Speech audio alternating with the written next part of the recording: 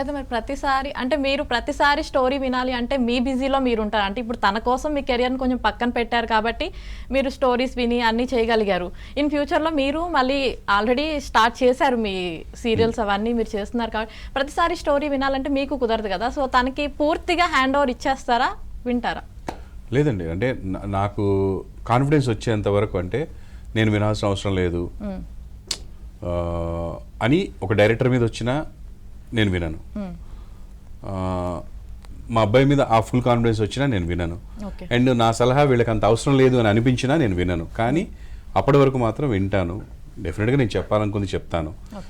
మనం ఉన్నదే అందుకు కదండి, మన పిల్లల్ని గైడ్ చేయడానికి, తర్వాత వాళ్ళ పిల్లల్ని గైడ్ చేయడానికి, వాళ్ళకి పిల్లలు పుట్టిన తర్వాత వాళ్ళకి మనం గైడ్ చేయడానికి. ఇదే కదా మన పని, ఇంకేముంటుంది. అది ఫస్ట్ ప్రయారిటీలో ఉంటుంది. టైం కుదరనంత ఏముండదు. ఎందుకంటే మనం టైం కుదరనంత పని చేసేది వీళ్ళ కోసం, వీటి కోసం. వీళ్ళని పక్కన పడేసి అక్కడెక్కడ టైం స్పెండ్ చేస్తాం.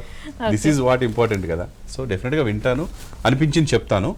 నేను చెప్పింది వాళ్ళు ఎంత తీసుకుంటారనే దాని మీద ఏదో వింటున్నారులే తీసుకోవట్లేదు అనిపించిన రోజున డెఫినెట్గా వినడం మానేస్తాను. ఎందుకంటే నేను అప్పుడు టైం వేస్ట్ అవుతుంది నాకు. అంటే దే ఆర్ నాట్ ఇంట్రెస్టెడ్ కదా నా అనిపించినప్పుడు ఐ డోంట్ ఇన్వాల్వ్.